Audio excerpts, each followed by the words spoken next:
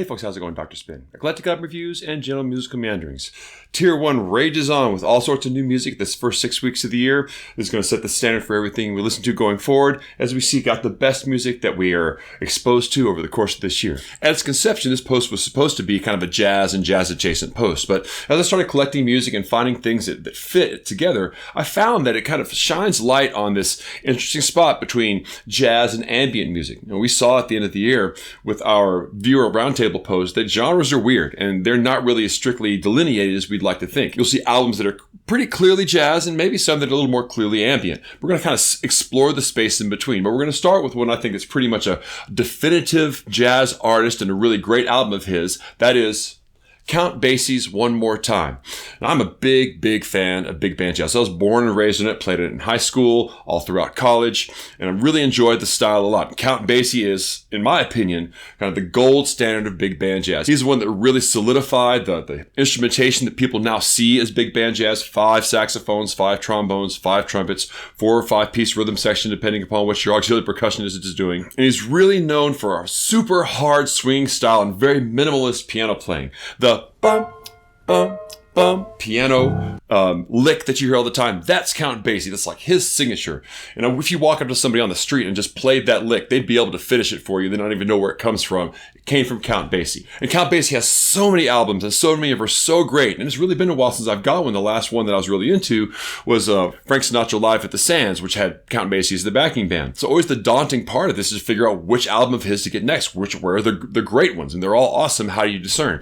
Well, the passing of Quincy Jones at the end of last year was really what brought on my interest in this album, because Quincy Jones got his big start writing music and arranging music for Count Basie. I mean, what kind of crazy arc in your career is that, where you get your start playing with Count Basie and then you go forward and produce one of the most popular albums of all time, Michael Jackson's Thriller?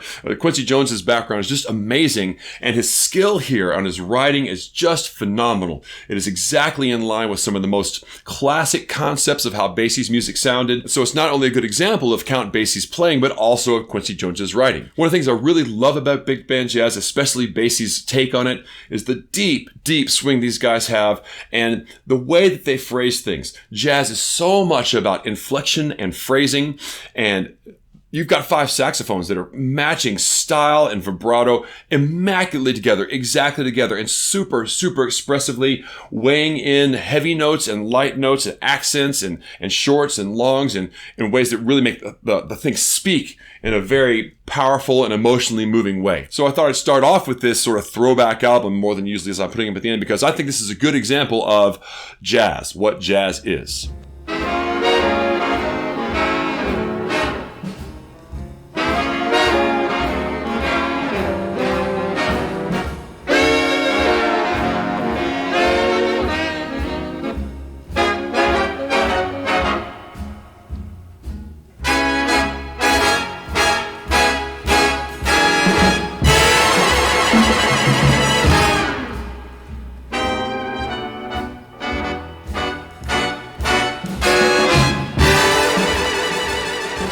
Next up, I got Nala Sinephro's Space 1.8. This debut album from Nala Sinephro from a couple of years ago is actually, I think, very clearly also a jazz album, but this album kind of pushes itself a little bit more towards the ambient side. It's like ambient jazz. So you could also connect this to a degree to Alice Coltrane and sort of the free/spiritual jazz movement that was happening towards the late 60s. I think there's a line that you could definitely draw between what's happening here and there. But it also has a very strong electronic component, and it's got a very clear ambient, classic idea of ambient music is wallpaper music that's can fade into the background. And I think that this album has that as well. So what is it that really makes it feel like jazz to me? Well, one of the defining factors of jazz for me is that the use of jazz vocabulary in solos and in the playing. It doesn't take very long to realize when you listen to this that the drums in this are played by a guy who's a pretty proficient jazz drummer. It has that sort of cymbal heavy 2 and 4 hi-hat feel to it. Even in parts of the album where it's a little bit less ambient, there are some more aggressive parts of this album, it still kind of has that general swing feel. And also the soloing that Nala Sinephro kind of gets into on this one, especially when she's playing saxophone. She plays some harp, but also her saxophone chops for sure. You will hear her play some jazz vocabulary. And jazz vocabulary is sort of defined generally by blues licks, melodies based on chord tones and 2-5-1 progressions, and reinvented jazz transcriptions. So this is kind of understood language in jazz improvisation that surrounds itself with these 3 basic forms. And although it's a little bit less structured than you would hear in a lot of jazz, it's certainly there. I think that she definitely is calling on jazz vocabulary, and that definitely throws it, I think, further a little bit over towards the jazz side of the spectrum.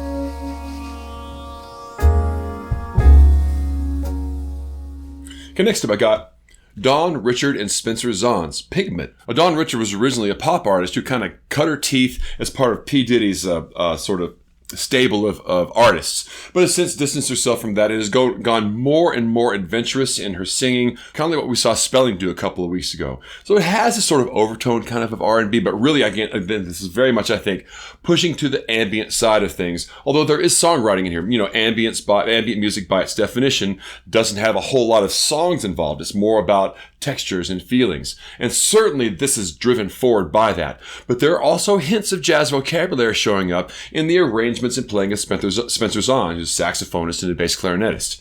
He spends a lot of time with the scoring and arranging of this album. I think that gives it so much depth and gives Dawn Richard such a rich tapestry of sound to put her vocals and melodies over. But there is still this hint of melodies and harmonies that are clearly connected to jazz. I think it's a little further away from strict jazz, as you'd see, but I think that Spencer Zahn has a background in jazz, and that sort of comes to light, I think, over the course of this recording.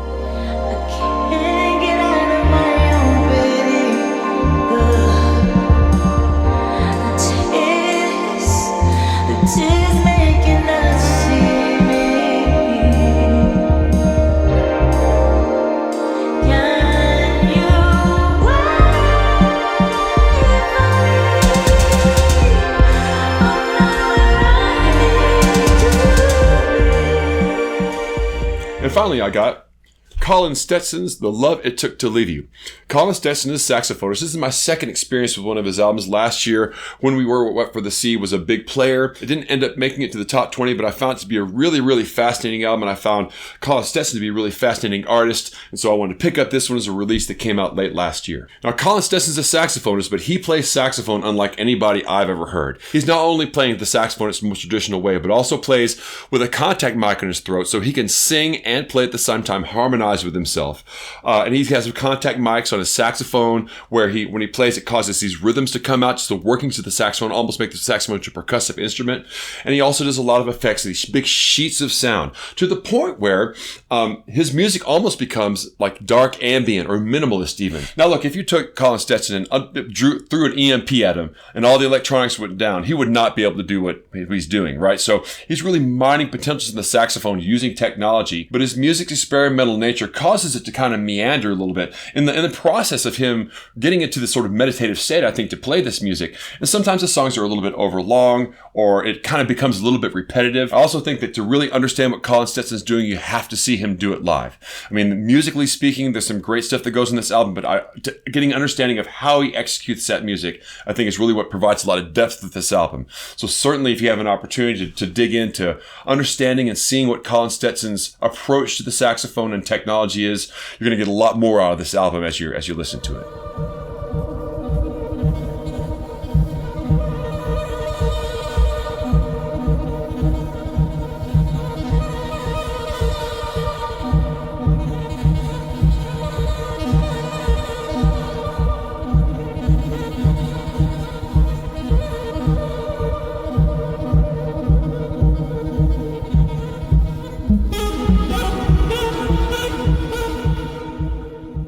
And that's all I got this time around. So if you like this video, please like and subscribe and share it out with your friends. Also, follow me over on Spotify. These tracks are going to be a part of a big list, and just go back and set it on shuffle. Check it out, listen to new stuff, get exposed to it. And if you want to be part of my listeners panel that will decide what actually will be the best albums that we listen to over the course of 2025, please sign up for my Patreon below. And until you see you next time, I'll catch you on the flip side.